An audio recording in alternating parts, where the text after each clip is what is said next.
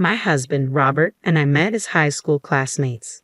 Our story began during a school trip in our sophomore year. I had always dreamed of becoming a doctor, while Robert harbored aspirations of becoming a lawyer. We both pursued our dreams diligently and enrolled in our respective universities. Everything seemed to be on track, but Robert faced setbacks when he failed the bar exam 5 years in a row. Eventually, he transitioned into a sales position at a large corporation. Meanwhile, after 6 years of university and 2 years of residency, I fulfilled my dream of becoming an obstetrician. Congratulations on becoming a doctor and achieving your dream, Amy, Robert cheered, genuinely sharing in my joy as if it were his own. Thank you. I think things are going to get even busier now. I'm sorry if I have to cancel our dates more often than before.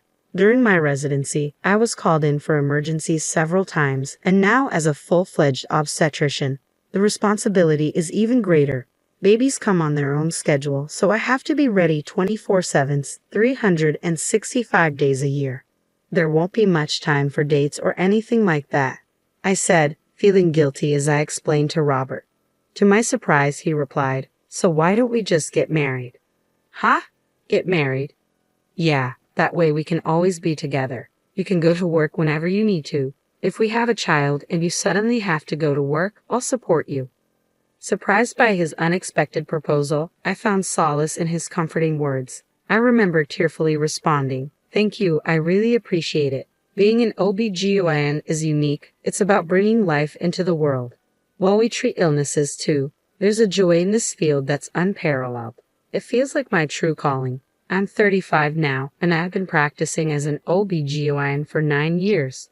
I've witnessed countless births and delivered many babies. However," I continued, "Robert and I have been married for 7 years, and we haven't had any children. We both adore kids, and initially Robert was enthusiastic about having a large family. He used to say, 'I want lots of kids. I'll work hard for them.' But that eagerness has waned over time. I used to believe that having children was a blessing beyond our control, but lately it feels less important. We hardly ever go out together on our days off anymore. Robert has been spending a lot of time locked away in his room lately. He's installed a lock on the door and always ensures it's secured when he's inside. Initially, we used to sleep together in the same bedroom after we got married. However, due to my unpredictable work schedule, which sometimes requires me to leave the house in the middle of the night, we decided to sleep separately to avoid disturbing Robert. Furthermore, when I have late shifts or night duties and am not at home, Robert also tends to return home late. We have a dog at home, and we've set up a pet cam in the living room where the dog's kennel is located. This camera sends notifications to our phones whenever someone enters the house, allowing us to keep an eye on our pet. Both Robert and I are aware of the camera and can access its feed from our phones. One day, during a night shift at work, my phone buzzed with an unexpected notification. It was around the usual time Robert would return home, but something about it felt off. Taking advantage of a break, I quickly glanced at my phone. To my surprise and confusion, it displayed a video showing my husband alongside a pair of women's legs in a skirt. "What is this?" I unintentionally blurted out in the break room. Concerned nurses nearby asked if everything was all right, to which I managed a weak smile and brushed it off as nothing. After that incident, the notifications indicating Robert's return home at his usual time became more frequent on nights I worked late shifts. Each time I checked, only the woman's feet were visible in the videos. Anticipating Robert's usual reaction of feigning ignorance if confronted directly, I began marking my work shifts on our home calendar. On a day when I was off duty, I decided to wait to see who would accompany Robert home. As it turned out, it was my younger brother. Concerned about leaving our dog alone since the first instance I suspected another woman visiting, I had entrusted the dog to my brother's care. I waited in my brother's car for half an hour. True to form, Robert arrived precisely on schedule, accompanied by a woman who walked beside him, their arms linked. Seeing the scene unfold, I expected to feel overwhelmed, but perhaps having my much younger brother beside me kept me surprisingly composed. Without hesitation, I started recording a video with my phone. "My brother-in-law is bold. Isn't he worried about being seen by the neighbors?"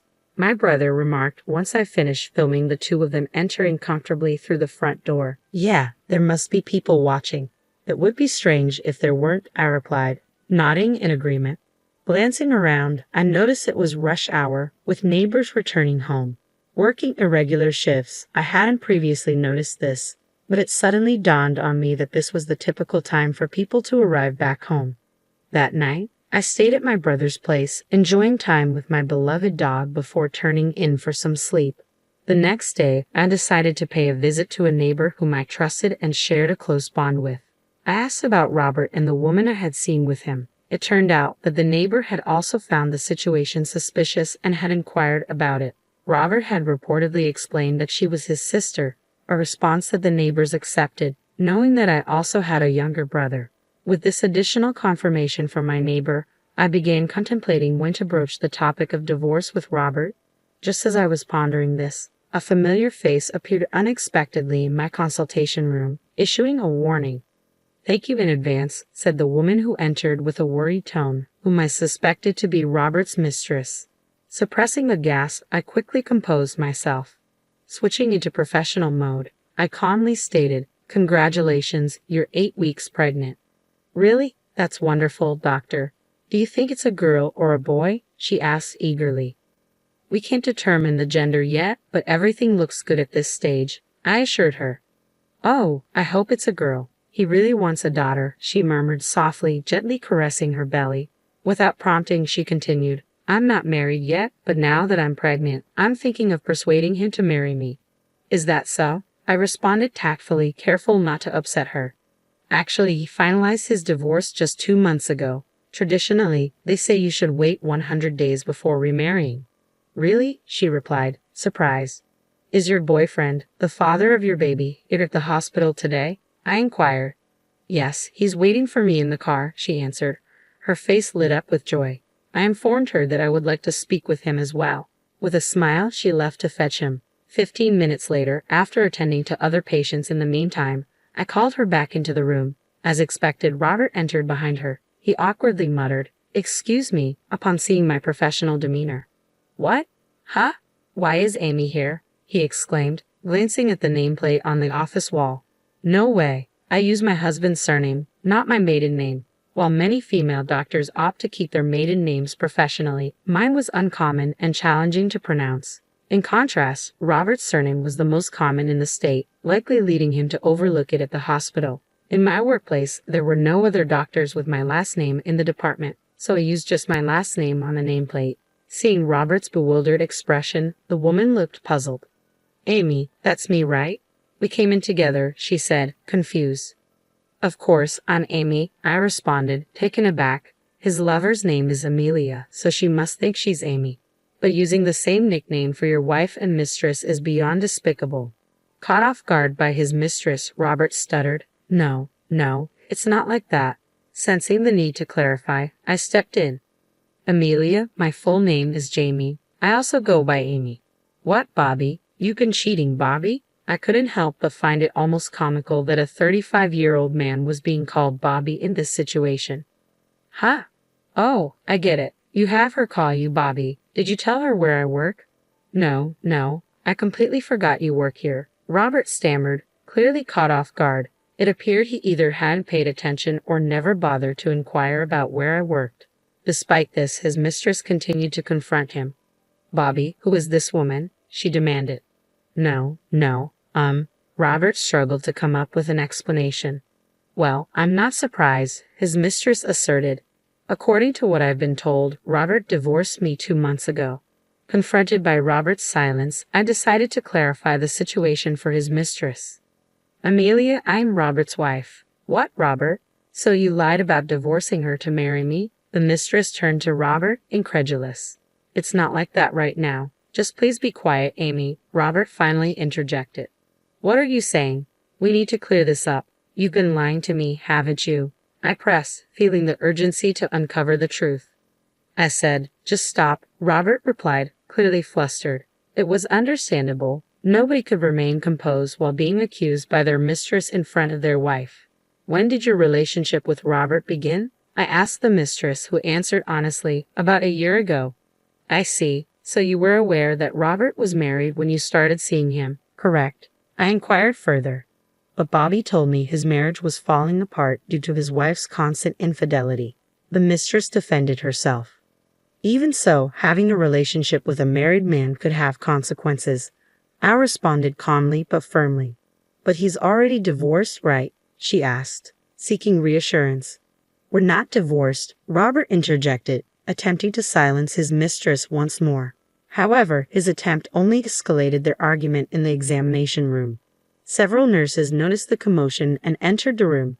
Realizing this could disrupt further consultations, I promptly called for security to escort them both out. Later that night, I arranged to meet them at a coffee shop to discuss everything. During lunch, I briefed my brother on the situation and asked him to join us. As we sat down together, my brother listened to the whole story intently. Then he asked a question that struck a chord. I know it's a strange question, but why didn't you two have any children? That's it. Thank you, little brother, I exclaimed, hugging him playfully and ruffling his hair like old times. My brother chuckled and pushed me away gently but offered his unwavering support. Let me know if there's anything I can do to help. I'm not afraid of anything anymore. From now on, I'm going to hit them with the hardest punishment.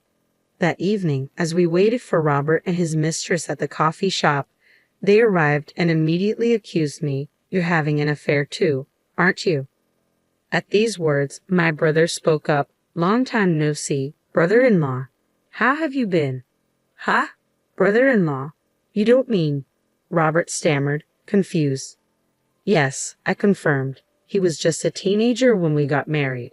My brother and I are 9 years apart, and in the 7 years since our wedding, he had matured significantly, making it understandable that Robert didn't recognize him. My brother continued, I'm here today as a witness, so please keep that in mind, fixing Robert and his lover with a sharp, authoritative gaze. A witness? Robert blurted out. What he didn't know was that my brother had become a lawyer specializing in divorce cases. He had been aware of Robert's repeated bar exam failures and had tactfully never brought it up. More importantly, let's continue our conversation from earlier. Here, I brought this. I presented an envelope. Inside was a divorce paper with my portion already filled out. Sign this right now.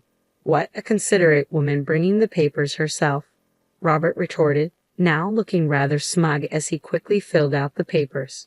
Robert's lover, seemingly excited, exclaimed, After 100 days, I can officially be Mrs. CEO.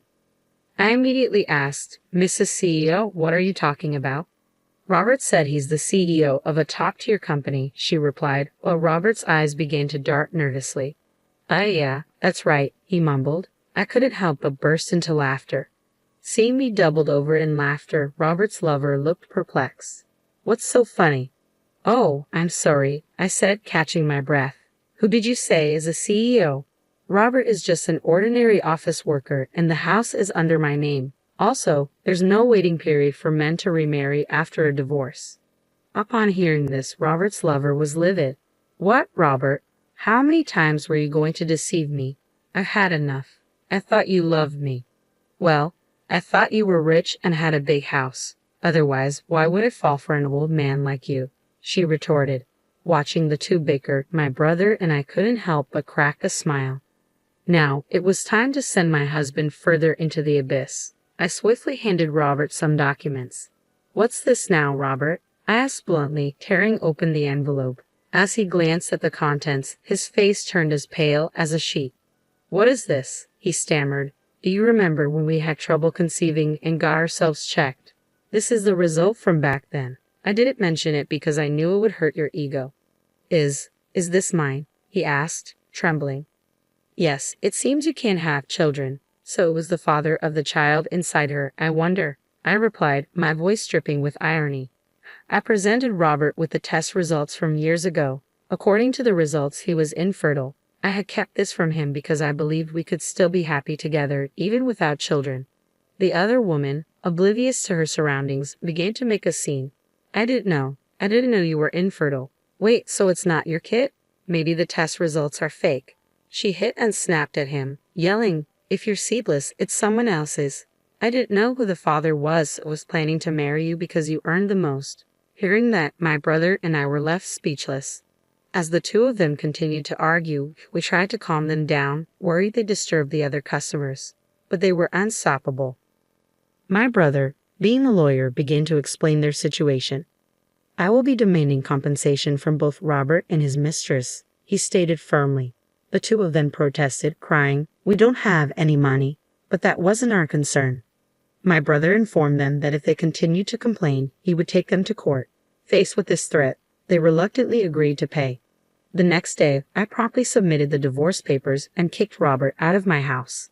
Unable to manage on his own, Robert was disowned by his parents and ended up marrying his mistress, Amelia. Desperate for a child, he decided to raise her unborn baby as his own despite not knowing who the father was. Amelia likely figured it would be cheaper to raise the child together and share the burden of the compensation. Robert started working tirelessly to pay off the compensation for both himself and Amelia. Once she gave birth, Amelia planned to put the baby in daycare and find a part-time job. Meanwhile, I sold my house and stayed with my brother until I found a new place. As I was preparing to move into my new home, my brother asked me to stay, but I brushed him off, saying, "You'll never get a girlfriend if I'm around." Of course, I took the dog, and we are now happily settled in our new home. Moving forward, I plan to continue my work and remain dedicated to bringing many more lives into the world.